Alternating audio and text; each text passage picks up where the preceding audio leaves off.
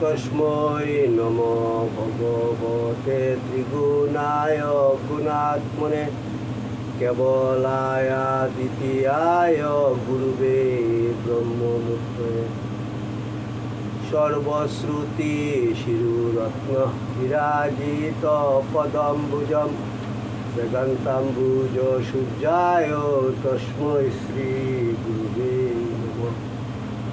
মুখং করোতি বাচালং ফঙ্গুং লঙ্ঘয়তে গিরিম যৎকৃপা তমহং বন্দে পরমানন্দ মাধবম।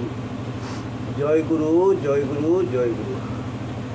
শ্রী মদন গোপাল মুখোপাধ্যায় লিখিত এবং শ্রীমৎ স্বামী সিদ্ধানন্দ সরস্বতী কর্তৃক প্রকাশিত ব্রহ্মানন্দ গিরি থেকে পাঠ। ঠাকুর, তোমার শ্রী পুস্তক পাঠ তোমার শ্রীচরণেই সমর্পণ করিলাম। নত্তা নিগমানন্দস্য গুরু শ্রীপাদ পঙ্কজম তনুমি তৎকথামৃতম তপ্ত জীবন শীতলম।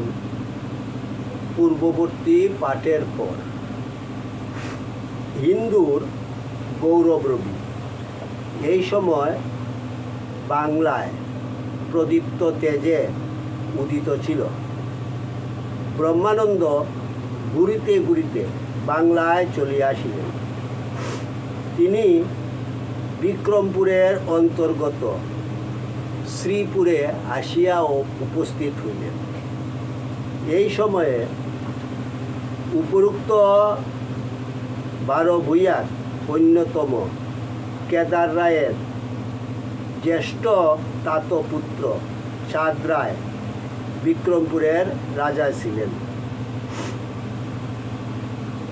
উভয় ভ্রাতায় এত সৌহার্দ্য ছিল যে উভয়ের রাজ্য শাসন ব্যাপারে কখনো মতদ্বৈত হইত না। শ্রীপুরে আসিয়া ব্রহ্মানন্দ রাজ পুরোহিত গোসাই ভট্টাচার্যের সাহায্যে সহজেই রাজ ভাতৃদ্বয়ের সহিত পরিচিত হইলেন। ব্রহ্মানন্দ তাহার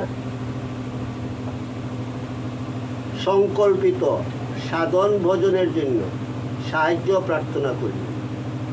চাঁদ রায় ও কেদার রায় যাহাতে তাহার সাধন ভজনে কোনো বিঘ্ন না হয় এইভাবে সর্বপ্রকার ব্যবস্থা করিবার জন্য পুরোহিত ভট্টাচার্য মহাশয়কে অনুরোধ করিলেন।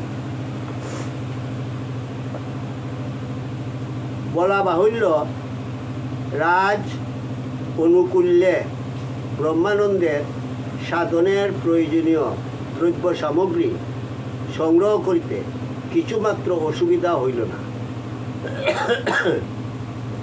ব্রহ্মানন্দ নদী তীরবর্তী শ্মশান সন্নিধানে এক জনবিরল স্থান আপনার সাধনক্ষেত্র রূপে নির্বাচিত করিলেন। তিনি চিরকাল মধ্যেই আবশ্যকীয় সমস্ত দ্রব্যাদি সংগ্রহ করিয়া গভীর সাধনায় নিমগ্ন হইলেন। গোসাই ভট্টাচার্য অনতি দূরে একটি কুঠির মধ্যে অবস্থান করিয়া যাহাতে তাহার সাধন বিঘ্ন না ঘটে সেদিকে লক্ষ্য রাখিতে লাগিলেন। জয়গুরু। দেশ কাল পাত্রের শুভ যুগাযুগে ব্রহ্মানন্দের অতি সত্বরই মন্ত্র চৈতন্য হইল। সেই মহাশ্মশানে তিনি একাকী উপবিষ্ট। চারিদিকে অমানিসার গভীর অন্ধকার। বিশ্ব সংসার নিদ্রিত। জাগ্রত একমাত্র সাধক ব্রহ্মানন্দ। সত্যই কি তিনি জাগিয়া আছেন? স্থির আসনে উপবিষ্ট, মন্ত্র পরায়ণ, কোনরূপ বাহ্য জ্ঞানের লক্ষণ দৃষ্ট হয় না। তবে কি তিনি নিদ্রিত? না, বাহ্যজ্ঞান লুপ্ত মনে হইলেও অন্তরে সদা জাগ্রত। গুরুদত্ত মহামন্ত্র আপন শক্তিতে সবেগে চলিয়াছে, মুহূর্ত বিরাম নাই। প্রিয় পাঠক, একবার এই অবস্থার কথা চিন্তা করো।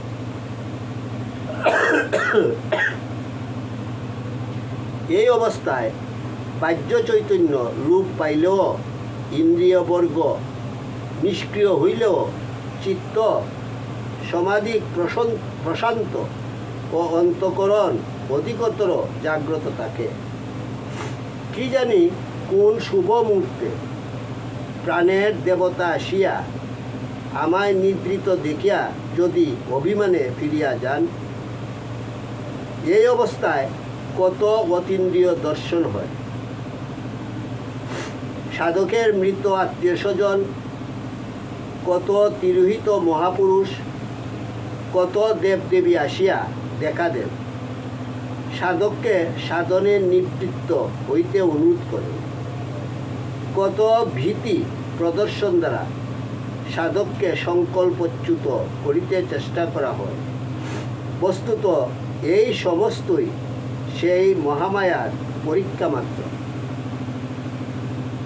তিনি খেলনা দিয়া সন্তানকে ভুলাইতে চেষ্টা করেন। যে উগ্র সাধক খেলনায় ভুলে না, মা নাম সারে না, সেই মায়ের স্বরূপ মূর্তি দেখিতে পায়, সেই মাত্র কৃতার্থ হয়। জয় গুরু, জয় গুরু, জয় গুরু। ক্রমশ পাঠ করা হবে। ওং যদস্করং পরিভ্রষ্টং মাত্রাহীনং চ যদ্ভবেৎ তৎসর্বং কুর্মতাং দেব প্রসীদ পরমেশ্বর। সর্বে ভবন্তু সুখিনঃ, সর্বে সন্তু নিরাময়া, সর্বে ভদ্রাণি পশ্যন্তু মা কশ্চিৎ দুঃখভাগ ভবেৎ। ওম শান্তি শান্তি শান্তি। হরি ওম তৎসৎ।